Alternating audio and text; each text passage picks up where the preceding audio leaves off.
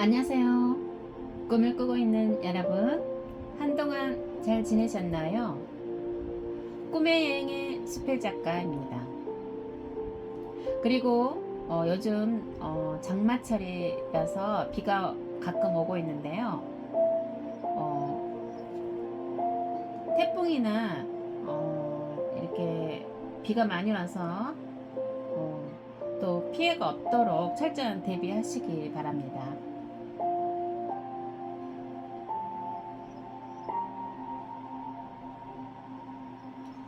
오늘의 주제는 사색의 시간을 통해서 철학을 배운다 입니다.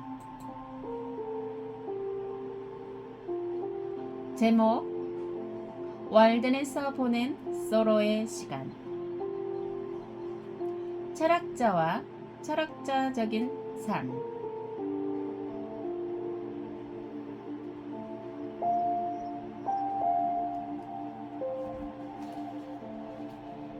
오늘날 철학을 가르치는 사람은 있어도 철학자는 없다. 하지만 한때는 철학을 삶에서 실천하는 것이 존경받을 만했으니까 철학을 가르치는 것도 존경할 일이기는 하다. 철학자가 된다는 것은 단지 난해한 사상을 주장하거나 어떤 학파를 세우는 것이 아니라 지혜를 사랑하고 그것의 가르침에 따라 소박하고 독립적인 삶, 관용과 신뢰의 삶을 살아가는 것을 뜻한다. 그것은 인생의 문제를 이론적으로 그리고 실제적으로 해결하는 것이다. 월든. 오늘날 철학을 가르치는 사람은 있어도 철학자는 없다. 소로는 이미 150년 전에 철학을 가르치는 사람은 있어도 철학자는 없다고 말했다. 참으로 의미심장하고 많은 생각을 하게 하는 말이 아닐 수 없다. 소로가 말하는 철학을 가르치는 사람은 철학 교수를 말하고 철학을 가르치는 교사를 이르는 말이다.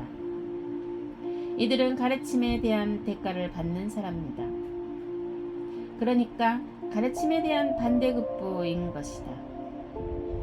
이는 당연한 일이 아닐 수 없다. 그들 또한 생활인으로서 돈이 있어야 살아갈 수 있기 때문이다. 그런데 소로는 왜 이토록 단언적으로 말을 했던 것일까? 그것은 당시 미국 대학교 철학 교수나 교사들이 철학자적인 자세를 지니지 못한 채 하나의 직업의식에 빠져 있었기 때문이다. 직업적으로 생각하다 보니 철학을 지니는 근원적인 가치성이 훼손되었다고 보는 것이다. 그러니까 철학을 다만 학문적으로 볼 뿐 그들 자신이 철학자적인 삶을 살지는 못한다는 것을 의미한다. 그렇다면 철학자는 어떤 사람일까? 라는 생각이 들 것이다. 이에 대해 소크라테스, 플라톤, 아리스토텔레스 등으로 대표되는 서양 철학자와 노자, 공자, 맹자로 대표되는 동양 철학자를 떠올리게 된다.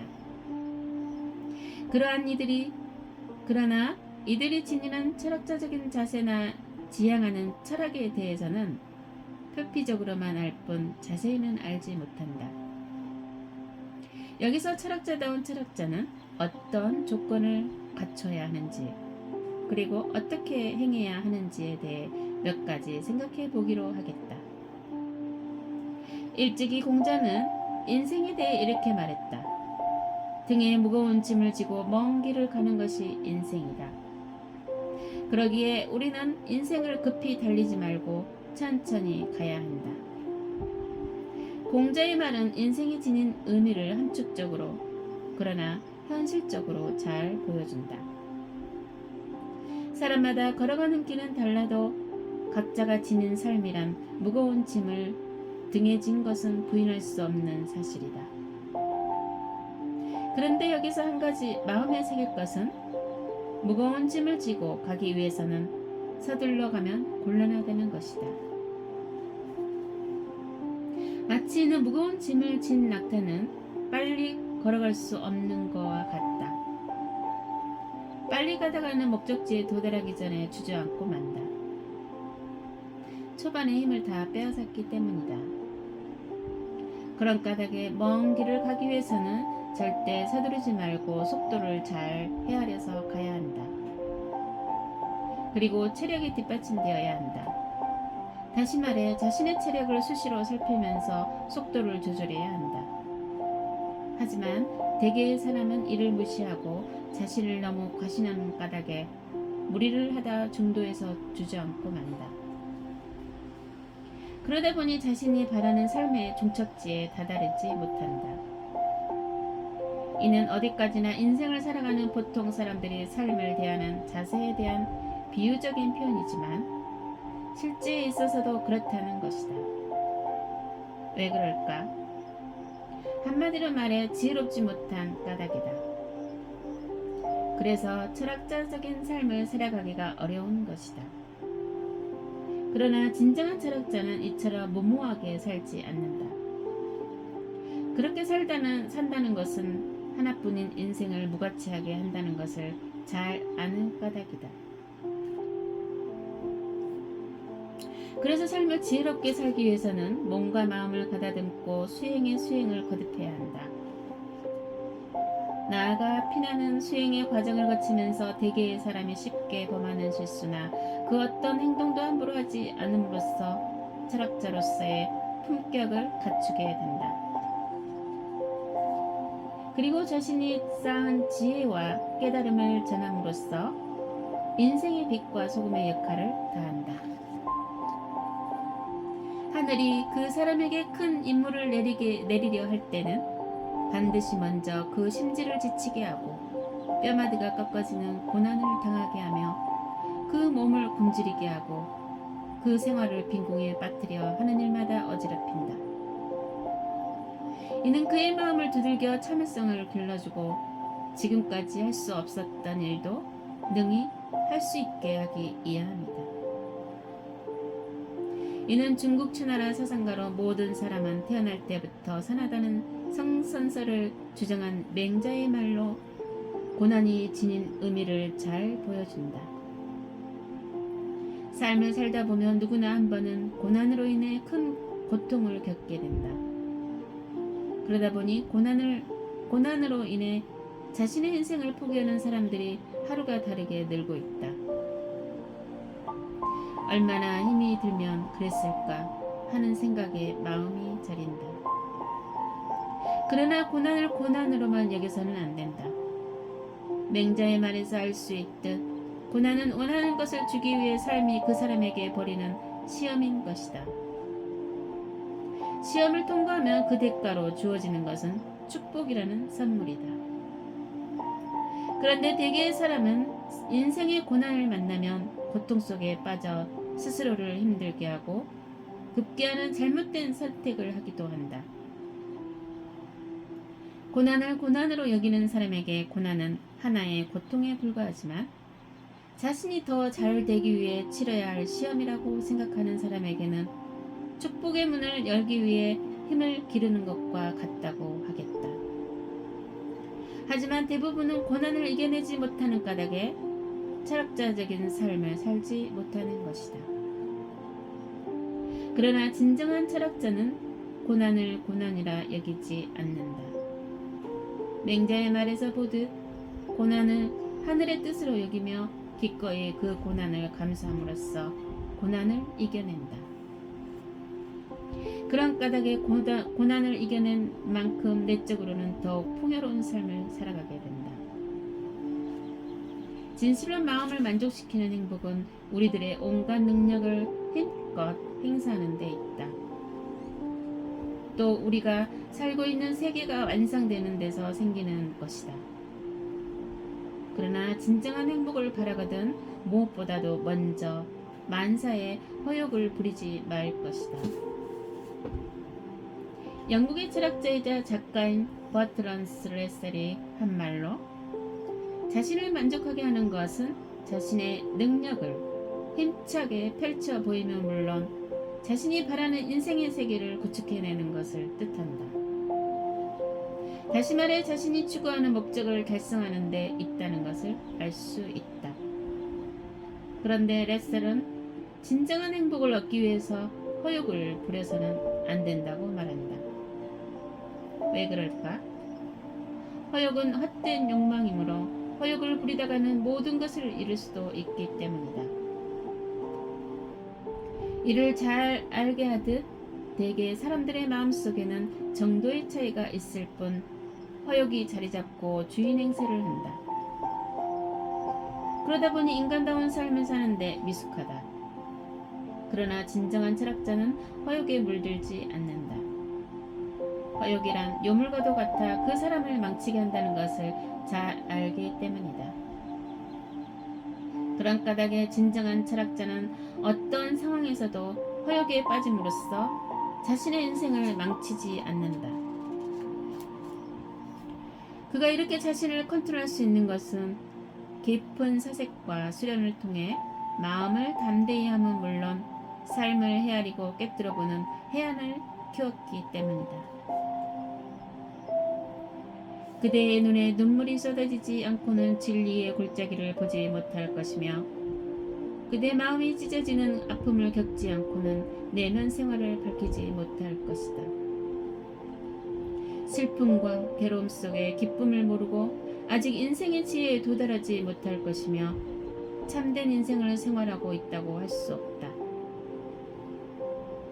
오늘은 나쁘다, 내일은 더 나쁠지도 모른다. 거기에 대한 투쟁의 과정이 인생의 나그네 길이다.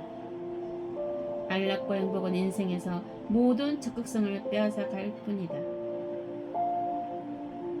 이는 독일의 철학자이자 의지와 표상으로서의 세계 윤리학으로 잘 알려진 쇼펜하우어가 한 말로 참된 인생을 살아가기 위해서는 어떻게 해야 하는지에 대해 잘 알게 한다. 참된 인생을 살기 위해서는 눈물을 흘려봐야 하고 마음이 갈갈기 찢기는 아픔을 겪어봐야 한다는 것을 알 수 있다. 왜냐하면 슬픔과 괴로움 속에서 느끼는 기쁨이 얼마나 소중하고 가치 있는지를 알게 되기 때문이다. 꽃은 강한 비바람 속에서도 피어나 사람들에게 기쁨을 준다. 우리 또한 눈물과 고난을 이겨내고 저마다 활짝 핀 인생의 꽃이 되어야 한다. 그랬을 때 참된 인생을 살아가게 되고 행복한 인생이 될 수 있기 때문이다.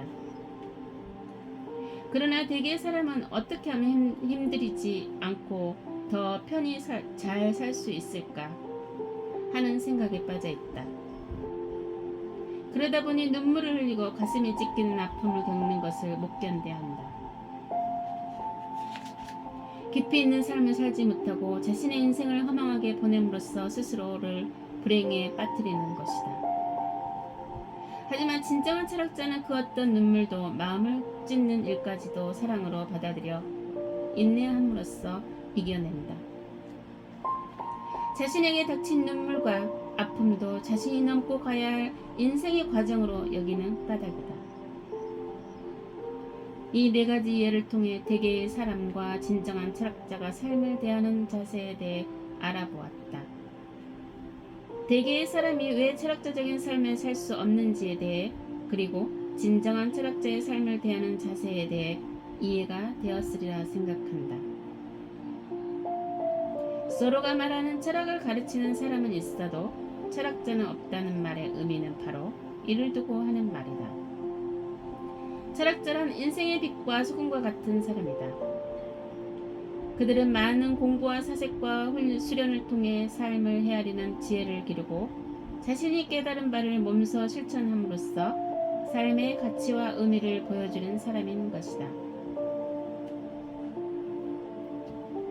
그런데 철학은 가르칠지언정 철학자적인 삶을 잘 이행할 수 없으니 철학을 가르치는 사람은 있어도 철학자는 없다고 한 것이다. 소로는 철학자의 정의에 다음과 같이 말한다. 철학자가 된다는 것은 단지 난해한 사상을 주장하거나 어떤 학파를 세우는 게 아니라 지혜를 사랑하고 그것의 가르침에 따라 소박하고 독립적인 삶, 관용과 신뢰의 삶을 살아가는 것을 뜻한다. 소로의 말에서 보듯 철학자란 난해한 사상을 주장하거나 어떤 학파를 세우는 게 아니라 지혜를 사랑하고 그것의 가르침에 따라 소박하고 독립적인 삶, 관용과 신뢰의 삶을 살아가는 사람이라는 것을 알 수 있다. 그런데 유감스럽게도 소로가 살았던 시대나 지금이나 철학을 가르치는 사람 중엔 난해한 사상을 주장하거나 자기만의 학파를 세움으로써 자신만의 철학을 내세우려는 경향이 있다. 그리고 그것이야말로 진정한 철학자로서의 위상을 높이는 일이라고 여기는 듯하다. 또한 명성을 얻음으로써 개인의 영달을 도모하려는 속된 망상에 빠져 무분별하게 구는 예를 얼마든지 볼 수 있다. 이는 진정한 철학자를 가장한 사이비 철학자적인 행동이 아닐 수 없다. 그러니 어찌 이런 사람을 진정한 철학자라고 할 수 있겠는가? 진정한 철학자는 오직 인간답게 사는 것이 무엇인가에 대해 끊임없이 연구하고 수행하는 일에 전심전력을 다한다. 그리고 소로의 말처럼 지혜를 사랑하고 지혜의 가르침에 따라 살려는 자세를 지향한다. 나아가 자신이 깨우쳐 얻은 성찰을 통해 소박하고 간소한 삶을 살아가면서 많은 사람에게 빛과 소금의 역할을 다한다. 철학자를 한마디로 정의한다면 피나는 수련을 통해 성찰함으로써 삶의 해안과 지혜를 기르고 그것을 행동으로 실천하는 선각자적인 역할을 이행하는 사람을 뜻한다고 하겠다. 우리는 누구나 철학자가 될 수 있지만 누구나 진정한 철학자는 될 수 없다. 철학자가 되기 위해서는 라이센스가 필요치 않다. 철학자가 되기 위해서는 심신수양에 힘쓰고 사물을 깊게 꿰뚫어 볼 수 있는 통찰력을 통해 해안을 길러 삶을 성찰할 수 있으면 된다. 그런데 문제는 이렇게 한다는 것이 여간 노력을 요하는 일이 아니라는 것이다.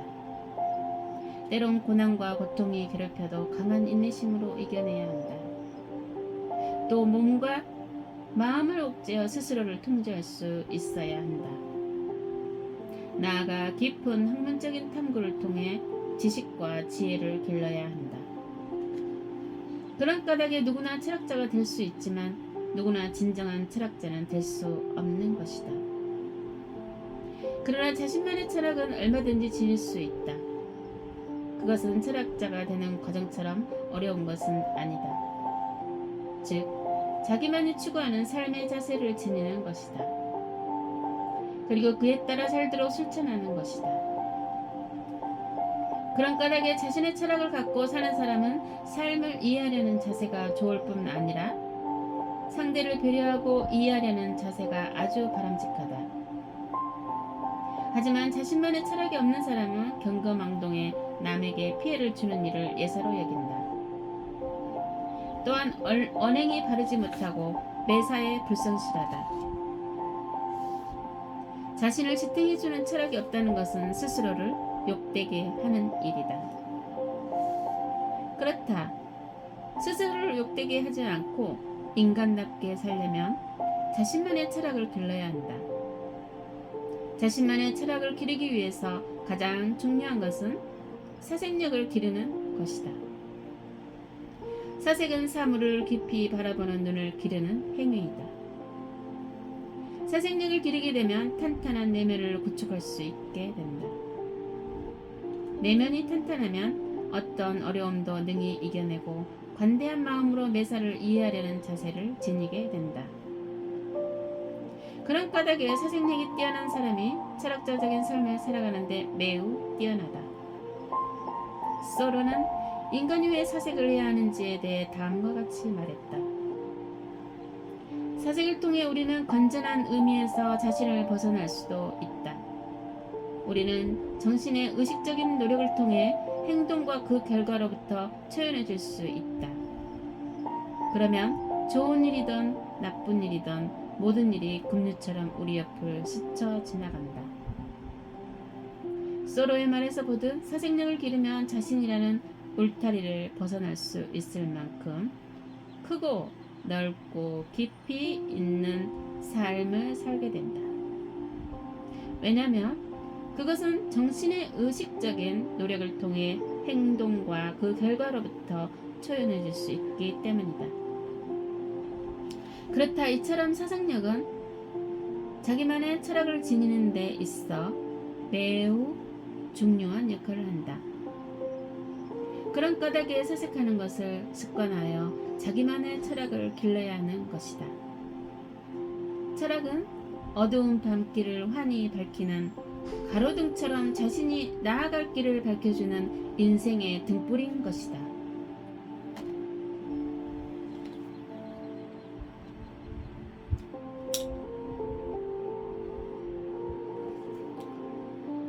네, 책의 내용은 여기까지입니다.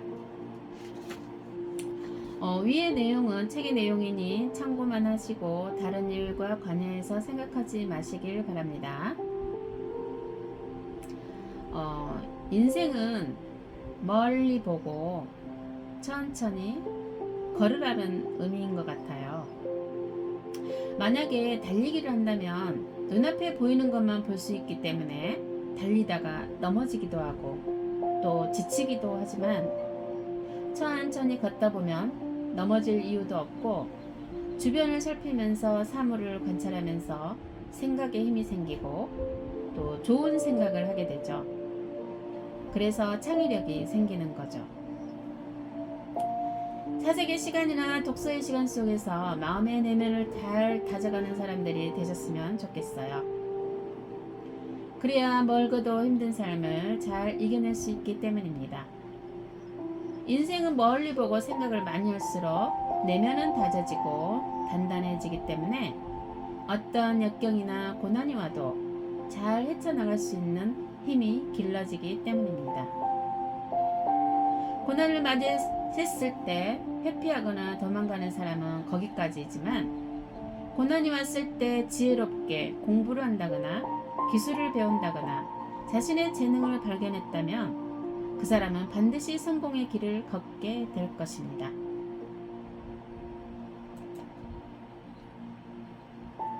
위의 내용은 책의 내용이니 참고만 하시기 바랍니다. 책은 배우기 위해서 보는 것이고 또 배울 점만 골라서 배우셔도 됩니다. 그리고 이제 다른 의도적인 것은 아닌 것 같고 인생의 흐름에 따라 내용이 달라지는 것이라고 이해하시면 될 것 같아요. 작가들은 경험이나 삶 속에서 알게 되는 것들을 토대로 또 글을 쓰고 책을 내기 때문에 정답이라고는 할 수 없지만 시대의 흐름에 따라 내용은 조금씩 변화되어 가는 것 같아요. 오늘 책의 내용은 여기까지입니다.